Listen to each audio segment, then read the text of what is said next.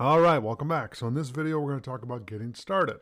So let's make Trello work for you. So the cool thing about when you set up an account with Trello and then you set up a workspace is they give you kind of a little checklist here to go through.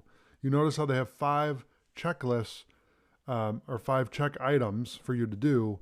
So create a workspace, which we did, add a board to your workspace, invite your teammates, connect your apps, and then explore automation. So let's go ahead and let's do that. So let's click on add a board to your workspace. So I'm going to click on that and let's create a new board and we'll call this sample board 01. Okay, let's click on create a board and now you've created a board. Great job. Okay, now to go back, let's click on the little home icon right here and this will take us back and now you can see we've accomplished the second checklist item. Okay, now the third checklist item is invite your teammates.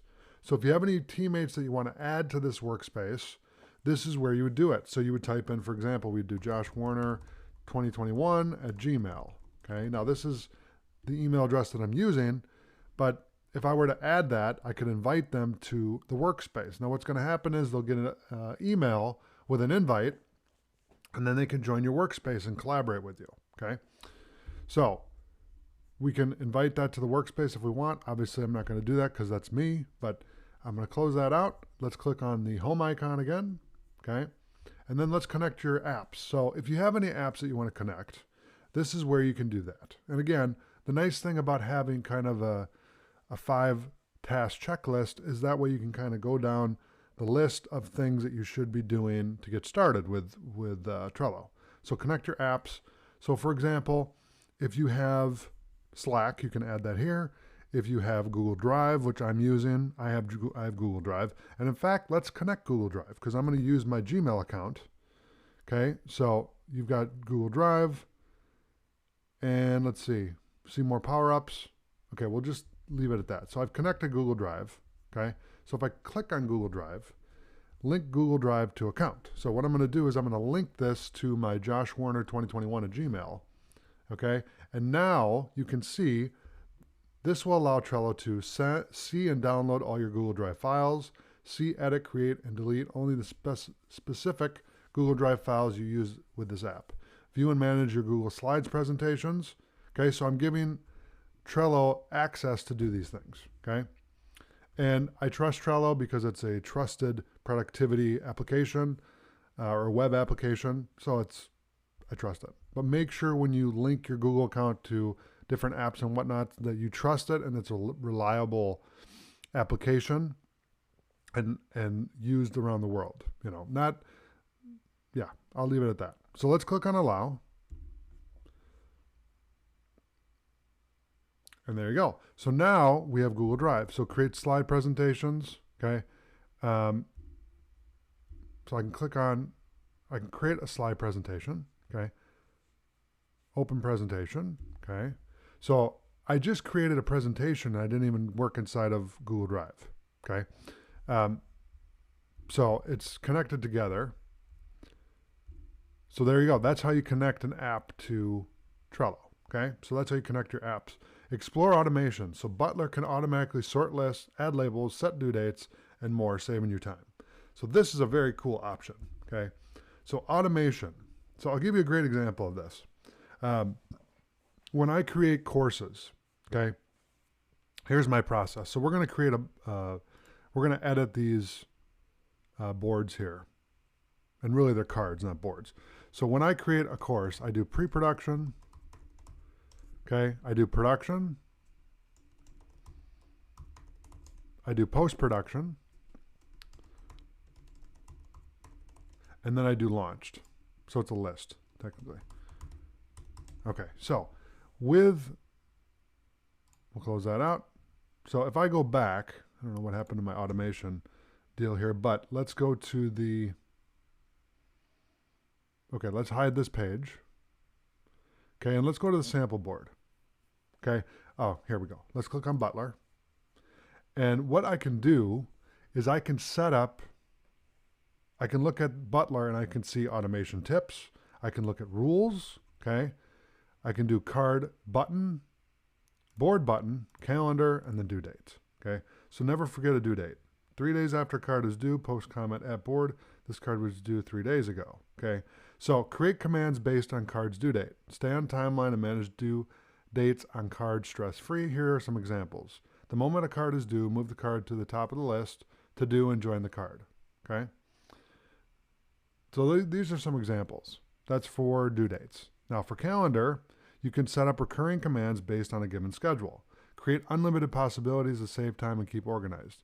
Here are some examples. Every day at 8:55, sort the list backlog by due date. Okay, so that's one way you can do it.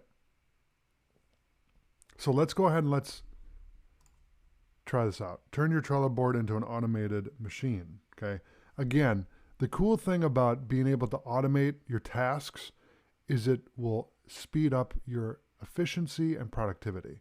And that's really the idea, because again, I'm going to give you another example. Let's go back to the board here real quick. Okay, let's go to workspace. Let's view the workspace. So let's go to sample board 01. Okay, so I was talking about how when I create my courses, I do pre-production, production, post-production, then launched. Well, with the automation, what you can do, even what I can do, and I've used this before in the past, but it was for web development, not for video production, but I may implement this myself, is what you can do is when you set due dates, let's say that I have a project, a course. We'll call this course 01, okay? And I want to set the due date for,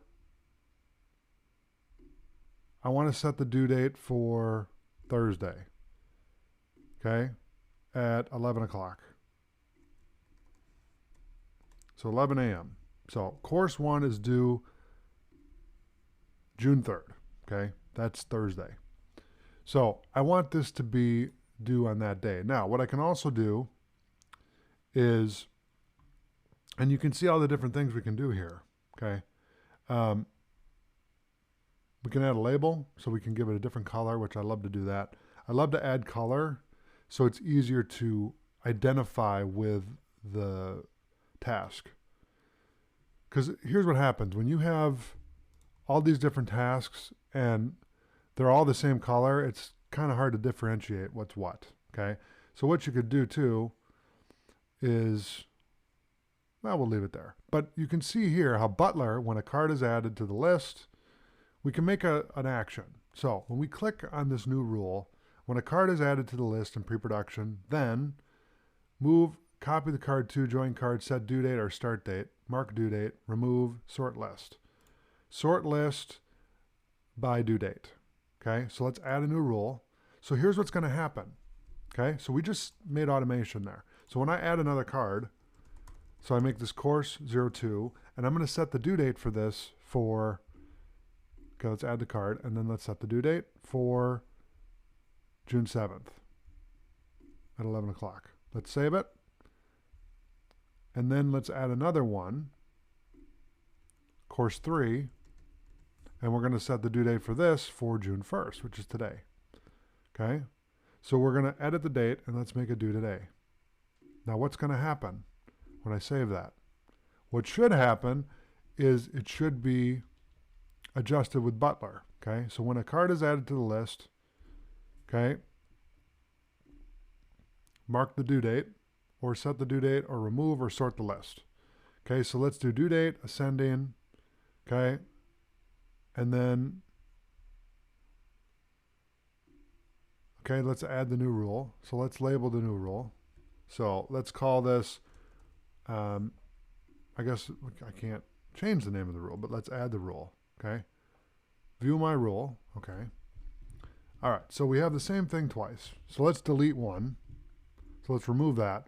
Then when I go back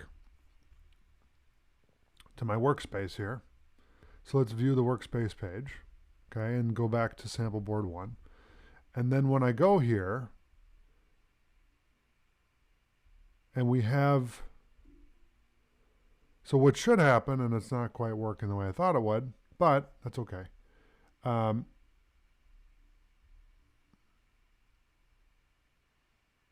Okay, so we can create a custom button.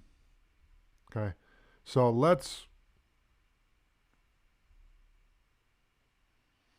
okay, so let's call this sort due date.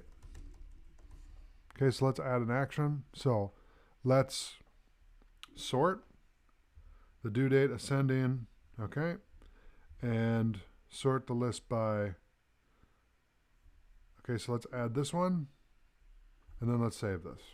Okay, now, when I go back to the workspace, and I look at sample board, and I go here, and actually let's save that. Let's go here, and let's go to the, okay,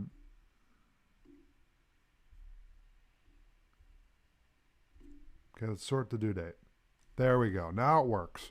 So what I did is I created the Butler automation. And then what that does is it automatically will organize my due dates. So what that does is, so let's say that we add a whole bunch more. So we do course 04, course 05, course 06. Okay. And then we give each one of these a due date. So let's just give it random due dates. Okay. So we'll do that, then we'll do this one, and we'll give this June 1st. I'm mumbling, sorry. And then this one,